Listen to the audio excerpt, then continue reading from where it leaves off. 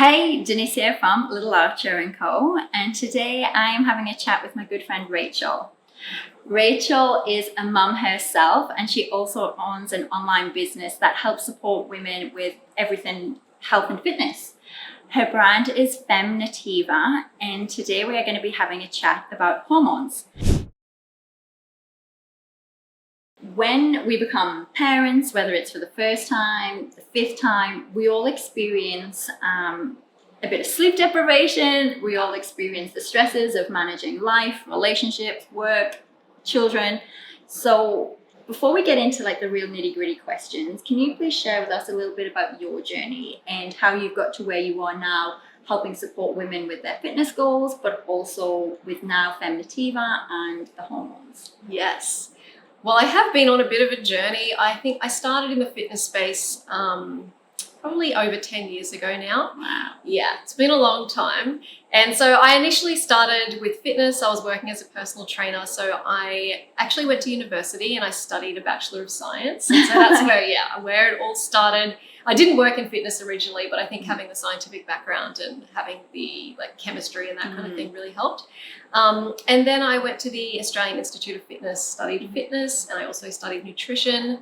And so then I started working in that space. I was working at a gym, but also working online at the same time. And I just felt like I was able to reach so many more women with the online side of things. But I did really enjoy the personal training and getting to work one-on-one with clients. But yeah, so basically it was really around helping women feel great, look great, and just become the healthiest and fittest selves, which is something I still want to focus on. You're very passionate about that still. Yeah. For sure. But then I did take my own kind of health journey where things went a little bit south for me.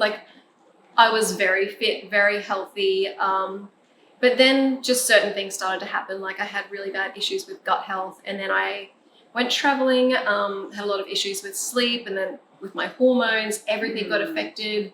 It just affected all aspects of my life. So it has been a really long journey. And since having all of these health issues, I had adrenal fatigue, I had hypothyroidism, I had major gut issues, I have just so many things. And now when I'm helping women online trying to lose weight and get toned and look their best, they have so many issues that aren't just related to the exercise and the diet. It's really related to hormones and how their body's functioning internally. So that's why I just decided to develop Femme Nativa. Right.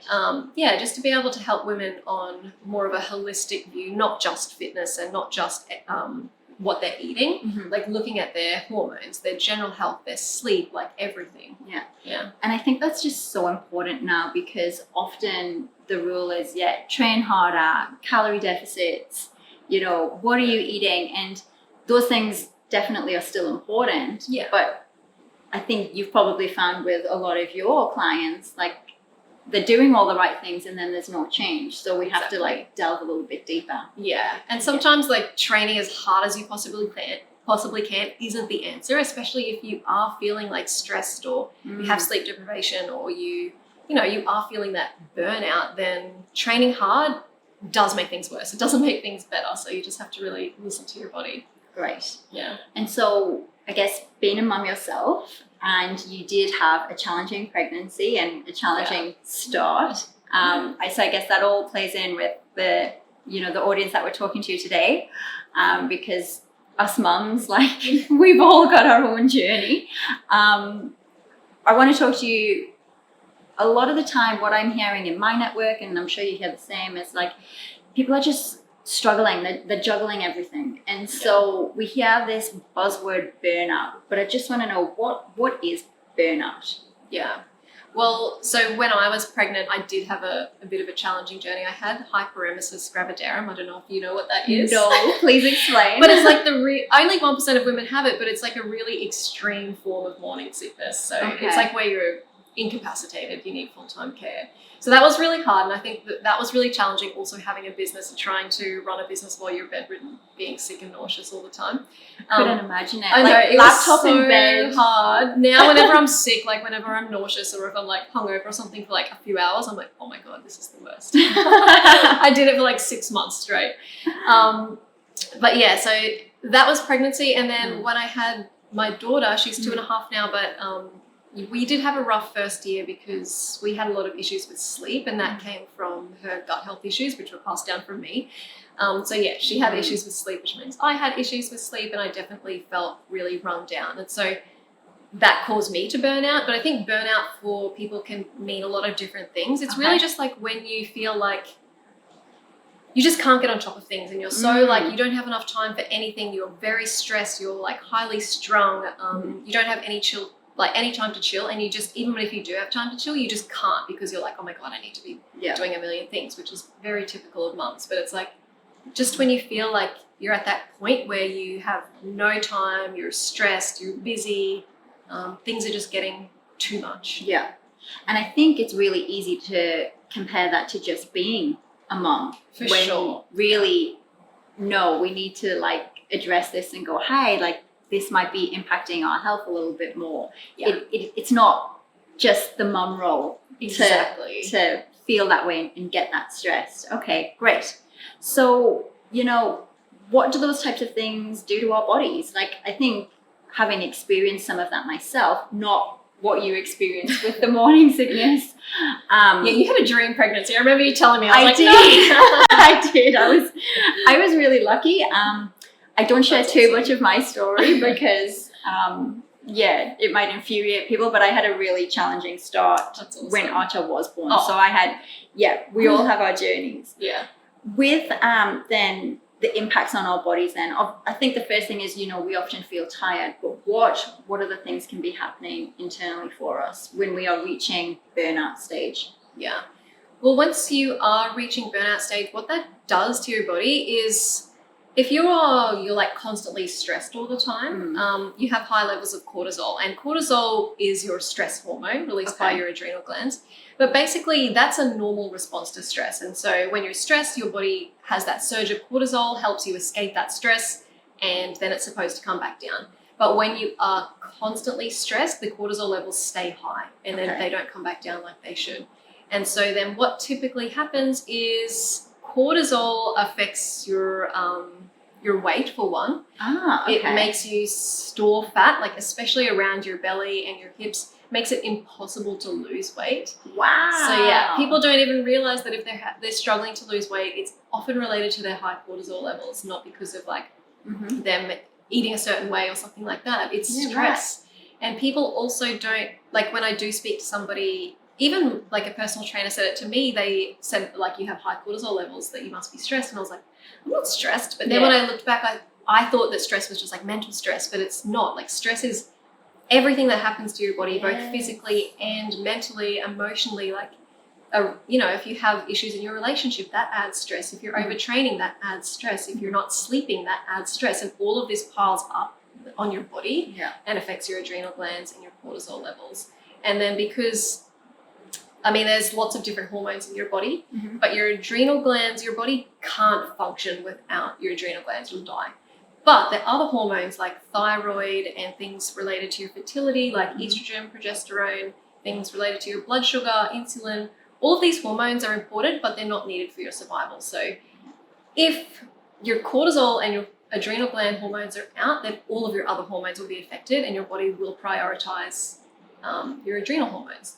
Wow. So that means your body is prioritizing cortisol and adrenals, and all of your other hormones are then not functioning as they should.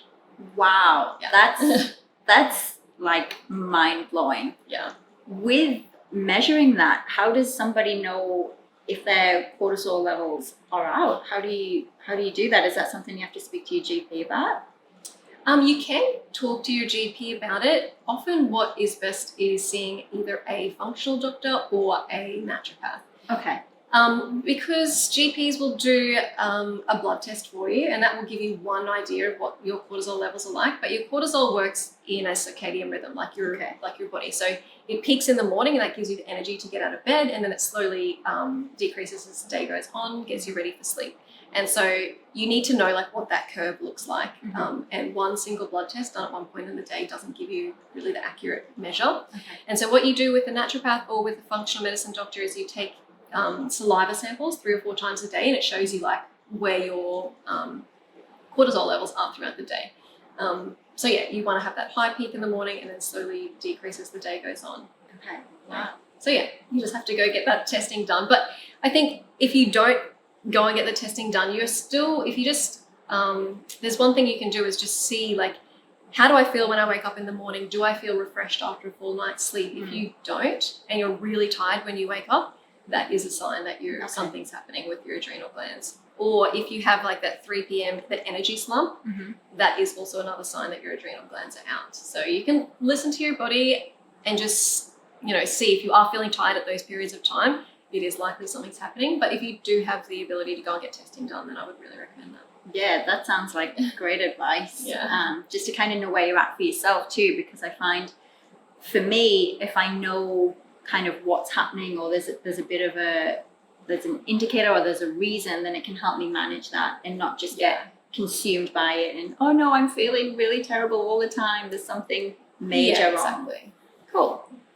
One of the biggest things when we have children is sleep deprivation. And that's really common and it's normal and it's expected. You know, we have to get up and feed Bob during the night. There needs to be changing.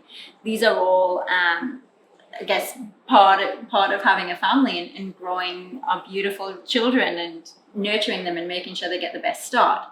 But how does sleep deprivation impact our hormones? Because we're taught, and you're always hearing on like podcasts or in health magazines and things like that, how important sleep is. But, you know, it's really challenging when you do have a newborn to really get that sleep. So maybe if we know a bit more about how it impacts our hormones, is there anything that we can be doing to help with that?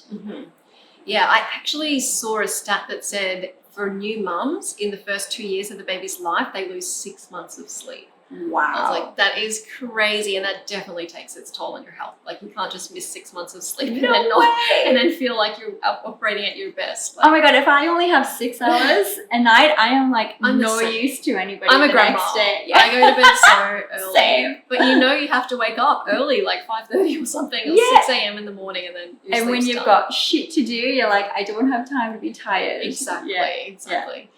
So yeah, that sleep deprivation, it basically has the same effect as stress on your body, because sleep deprivation is a stress on your body. It's one of the main stresses on your body. And so it does the same thing. It increases your cortisol levels and then increases like your fat storage. It then affects all of your other hormones. Also, high cortisol levels make it harder for you to fall asleep.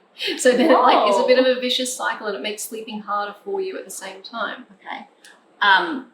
If it's harder to get to sleep, do you have any suggestions on how? I mean, I'm a big advocate for meditation. I use Insight Timer, the app.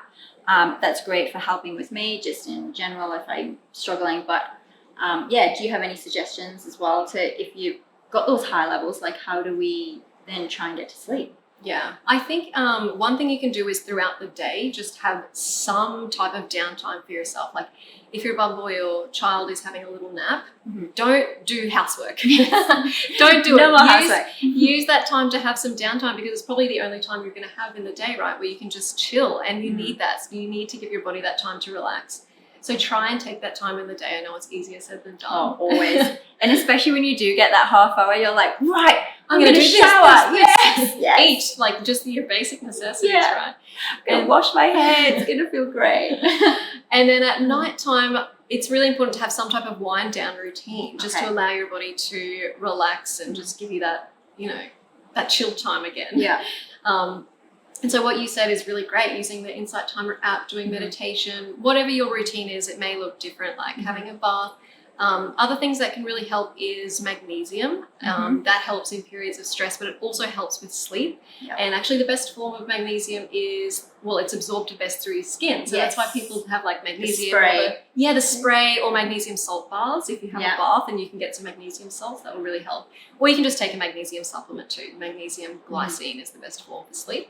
Having some magnesium, having that wind down routine, and allowing yourself some time in the day to just relax as well. It's so interesting that you're saying have a nighttime routine, because when we have kids in a family, we're all about making a routine for them, making it like the same thing. It helps them fall asleep, and we forget ourselves. And so just, I think, reminding us that as adults, we need a nighttime routine too. So that's great. That's really helpful. Yeah.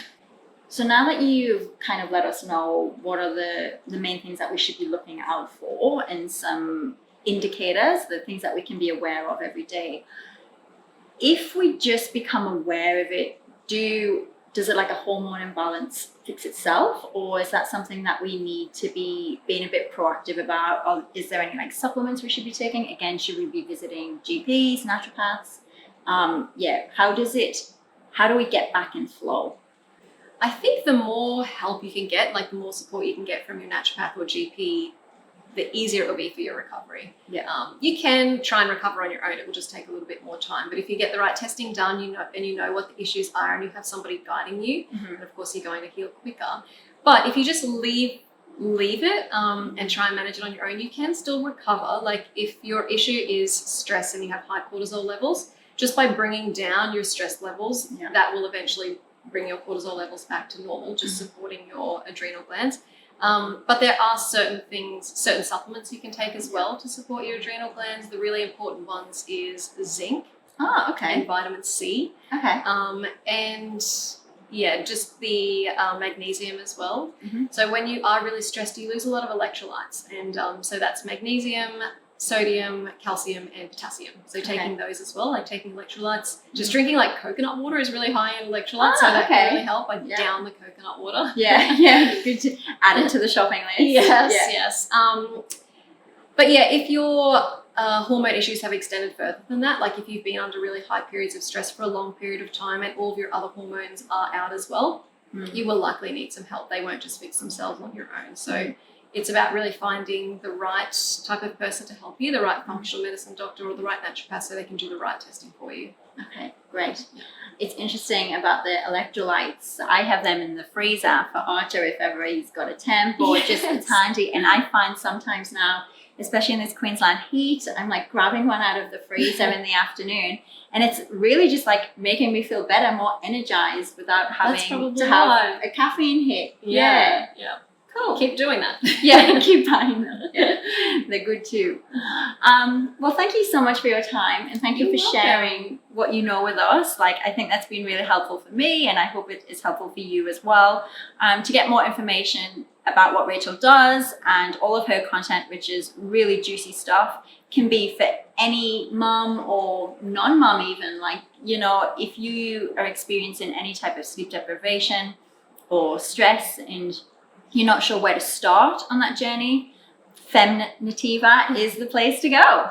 Thank you very much. It's been a pleasure to be here. Oh, thanks, Rachael.